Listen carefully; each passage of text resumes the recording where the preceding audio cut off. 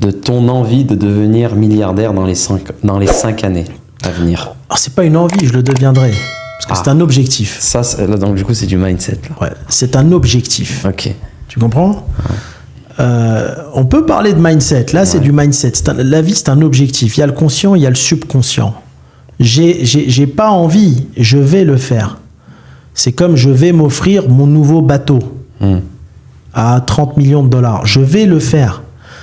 Tu l'as déjà visualisé? Je l'ai déjà visualisé et je suis déjà en train de dessiner les chambres. C'est pas ça le problème. La seule chose qui peut m'arrêter dans mon objectif, c'est si je décède entre-temps. Mais sinon, je vais le faire. Parce que chaque matin, quand je me lève et je prends ma douche, j'y pense. Tu comprends? Ouais. C'est ça la différence de mindset. C'est pas je vais essayer, je vais le faire et le temps passe vite. On en reparlera dans 5 ans, en 2030 et tu verras que je serai milliardaire. D'ailleurs, le chemin, la stratégie pour le faire, c'est quoi? Alors, tu me parles de challenge 100, c'est ça? Écoute, il y a plusieurs stratégies. On va pas citer les noms, mais on a d'autres entrepreneurs qui veulent le devenir aussi, milliardaires, et qui vont se focus sur une entreprise. Ouais. Ok? Moi, je vais me focus sur le développement de 100 entreprises. Je les crée pas tous. Dans les 100, j'en ai créé 30. Le reste, c'est des entreprises qu'on me propose et c'est moi de dire est-ce que ça me convient ou pas. Sur les 100 entreprises, il y a un top 10. Bien évidemment, il y a un top 10. Le top 10 ont des possibilités de devenir des licornes.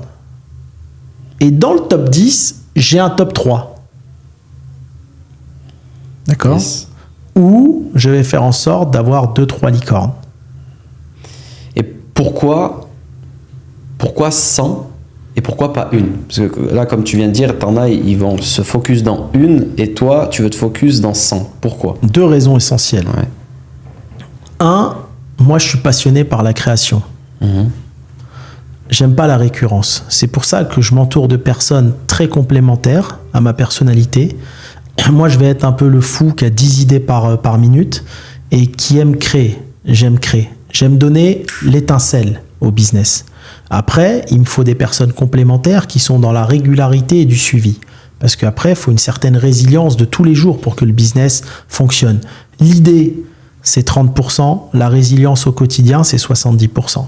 Ok ?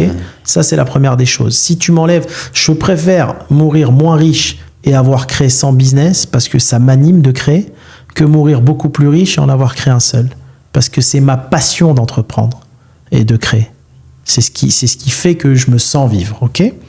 La deuxième raison, si tu te mets focus sur une seule affaire et que tu prends la mauvaise direction et que tu t'as mis toute ton énergie et tout ton temps pendant 2-3 ans sur une éventuelle future licorne, mais si tu prends ta mauvaise direction, tu auras perdu 3 ans et tu as perdu toutes tes chances d'atteindre cet objectif de devenir milliardaire.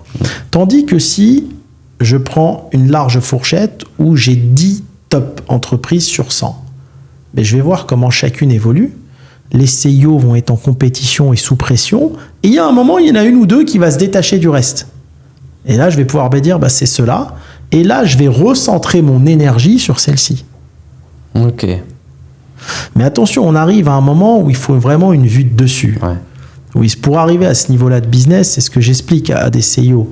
C'est sans prétention ou quoi, aucune. Mais comme j'ai dit, qu'est-ce que tu as fait avant et qu'est-ce que j'ai fait avant. Je parlais avec un CIO là pour des chaînes de sport qu'on développe, tu vois. On a une 30aine d'ouvertures en cours. Et il me dit, Hakim, je suis dans tel business, tel... J'ai dit non. Si tu veux travailler avec moi, tes business, vends-les. Tu as 1 mois pour arrêter tes business. Parce que tu vas être focus dans un business. Je veux que tu vives pour ce business, jour et nuit, pendant 3-4 ans. Et dans 3-4 ans, tu gagneras X millions d'euros. Fais pas comme moi. Moi, j'ai une vision plus large parce que j'ai géré des choses beaucoup plus importantes. J'ai piloté une fois 120 restaurants, une fois 80. J'ai fait de l'investissement immobilier. J'ai géré une fois 3000 personnes, une fois 1500 personnes. Donc, j'ai toujours eu cette vue de dessus. D'accord ? Tu l'acquiers avec ton expérience. Ouais, ça s'achète pas. Ça, c'est l'expérience. Parce que t'en as plein qui te posent... Enfin, il y en a plein qui parlent aussi un petit peu, qui disent mais comment il va faire sans entreprise ? Heureusement que j'ai pas le temps, parce qu'à ceux-là, j'avais envie de répondre, je vais en faire 1000. Moi, les gens qui parlent, tu sais, t'en auras toujours qui parlent. Hein. Il y a ceux qui font, ceux qui parlent. Mais si tu veux, je préfère faire et échouer que parler. Mais je vais te dire,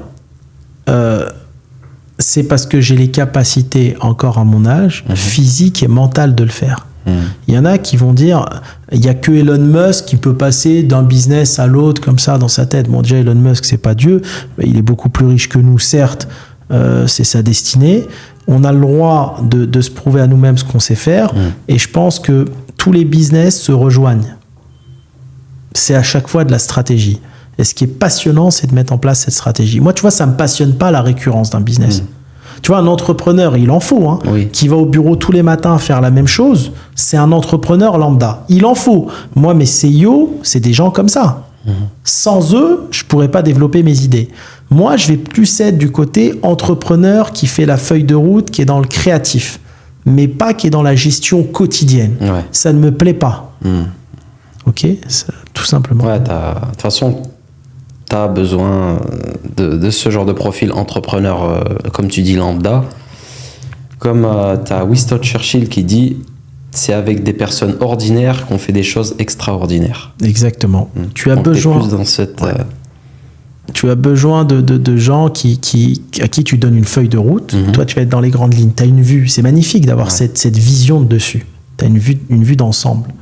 Et tu as cette expérience internationale. Tu sais ce qui se passe à travers le monde au même moment. Et même tes CEO, ils vont halluciner. Tu vois, si tu parles des salles de sport, voilà l'avenir des salles de sport. Il va me dire, mais pourquoi, Hakim? Parce que ceci, parce que cela, parce qu'aux États-Unis c'est comme ça, parce qu'en Asie c'est comme ça, parce qu'en Russie c'est comme ça, parce que l'humain de demain il veut ça. Et après à la fin il dit, mais en fait t'as raison à 1000%. Moi quand je fais une affaire, j'ai une vision à 10 ans. 10 ans c'est demain. J'ai pas une vision à 1 an. Tu vois, là par exemple dans le sport, il y a une salle de sport là qui a investi, je sais pas si t'as vu, 8 millions d'euros. Non, c'est laquelle? Il y a une salle on air, je crois, 8 millions à Paris. Il faut qu'ils atteignent 15 000 membres pour avoir le seuil de rentabilité. Ah ouais. T'imagines? Pour moi, c'est jeter l'argent par les fenêtres. Là. C'est énorme.